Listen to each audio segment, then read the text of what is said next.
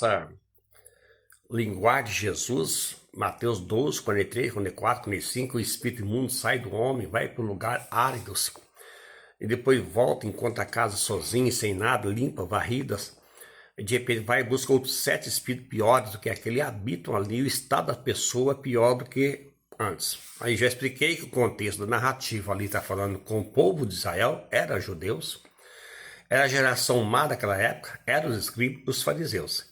Mas Jesus também fazendo um paralelo, tirando de livros apócrifos, já expliquei um pouco atrás, né? Livro apócrifo de profeta lá atrás, de Enoque, de Tobias, que expliquei a questão do 7, né? Mal, pior, expliquei essa questão já tirada lá do livro de Tobias, e até mesmo do livro de Enoque. E estou fazendo um paralelo concluindo sobre o Azazel, que era tirado o mal do povo e levado ao deserto, tudo que é impureza, tudo que é ruim, que o pecado e as consequências dele, em geral, no povo, era conduzido ao deserto. Então, estou encerrando, concluindo aqui agora esse assunto, para você entender que o bode Azazel simbolizava o Satanás, é o que alguns deduzem, e eu não estou afirmando.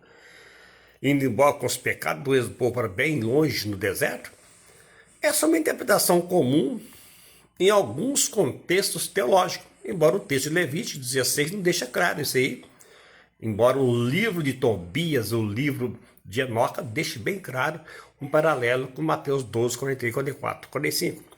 E Levítico não deixa bem claro, deixa só claro o mal saindo das pessoas, transferido das pessoas para o bode, melhor, e levado ao deserto. Então, não faz-se uma ligação explícita entre Azazel e Satanás. E alguns estudiosos veem uma conexão simbólica. A ideia de que Azazel representa uma figura de oposição a Deus, e o ritual simboliza a remoção dos pecados para longe da presença de Deus, quase que como enviados para o reino do mal. Então, no entanto, é importante notar que essa interpretação não é universalmente aceita e pode variar dependendo da tradição teológica de cada segmento religioso. Então, o bode representa o quê?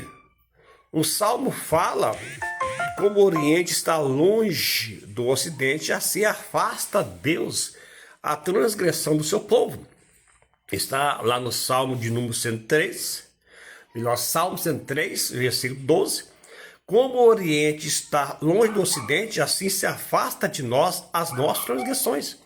É uma imagem linda de como Deus removia os pecados de Israel.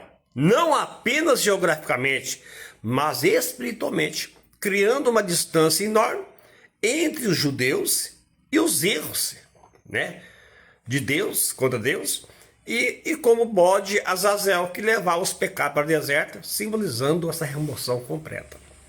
Isso está tudo dentro da cultura judaica, tudo.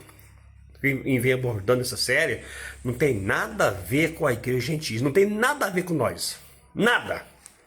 Nem se quiser forçar a interpretação, não tem como forçar a interpretação e aplicar, porque está bem antes de Jesus ir à cruz, dentro de uma cultura judaica. Jesus nem na cruz não tinha ido. Ele não tinha morrido. Nós estamos depois da cruz. A igreja foi inaugurada em Atos 2 e foi expandindo a igreja. E nós estamos aqui hoje, os gentios que foram enxertados nesta oliveira. Nós éramos uns ambuzeiros bravos, segundo o apóstolo Paulo. Então, deixei bem claro aqui que o assunto está dentro de cultura judaica.